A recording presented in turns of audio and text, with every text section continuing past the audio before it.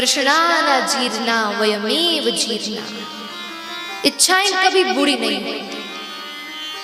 व्यक्ति बूढ़ा हो जाए, शिथिल हो जाए, लेकिन इच्छा रहेगी। घर में कोई पार्टी हो ना, अभी दांत नहीं है मुख में, लेकिन फिर भी बूढ़े व्यक्ति का मन होगा एक गोलगप्पा खाने को मिल जाए। क्यों? क्योंकि इच्छाएं कभी शांत नहीं हुई। और ये प्रमाण है कि इच्छा कभी भी जन्म के साथ हमारे साथ नहीं उत्पन्न होती।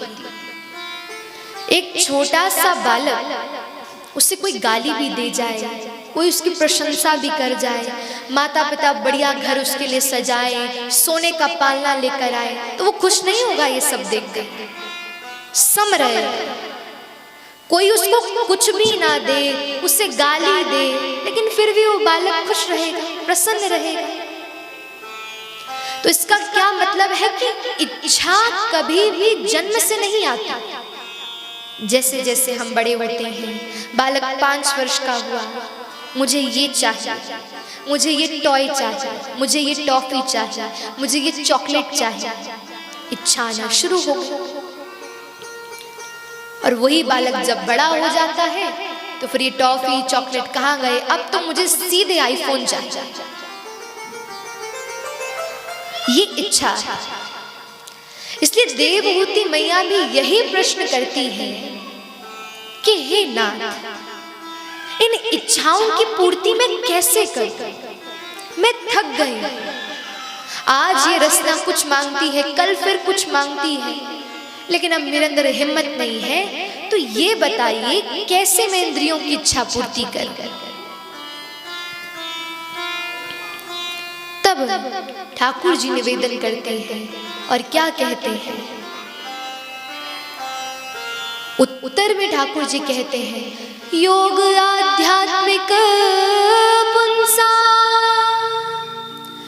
मतो निश्रेयसाय में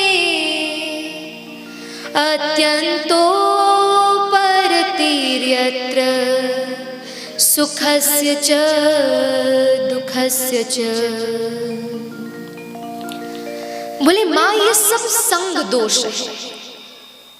सत्य कहे तो जैसा हमारा संग होगा वैसी हमारी इच्छा प्रकट होगी। एक उदाहरण बताते हैं ना कि एक तोता था, डाकुओं के पास रहता था। तो क्या कहता था? काटो, मारो, पीटो, लूटो, मार दो इसे, जोर जोर से कहता था। डाकुओं के पास रहने से, चोरों के पास रहने से उसकी मति ऐसी बन गई थी। लेकिन एक बार क्या हुआ, कहीं पर उड़कर जा रहा था तो उसके पांव में एक चोट लग गई। जैसे ही धरती पर गिरा तो एक संत की दृष्टि पड़ी, तो विचार कैसे मरहम लगा देते, औषधि लगा देते। तब भी जोर जोर से कह रहा था, काटो, मारो, पीटो, लूटो। लेकिन संत का हृदय दयालु, संत हृदय नवनीत समाना। तभी उस तोते को लेकर, उस शुक पक्षी को लेकर अपने आश्रम ले आया। कुछ दिनों तक बढ़िया चिकित्सा करी, बढ़िया देख रेख रखी कि स्वस्थ हो जाए। अब कुछ समय बाद जब वो तोता वृक्ष पर बैठा, आश्रम में तो संकीर्तन ही चलता था। अब मारो, काटो, पीटो, लूटो नहीं कहता, अब पेड़ पर चढ़कर जोर से कहता, हरि बोल, कृष्ण बोल, श्याम बोल, राघव बोल। ये परिस्थिति कैसे बनी? संग के अनुरूप बनी, संग दोष के अनुरूप बनी।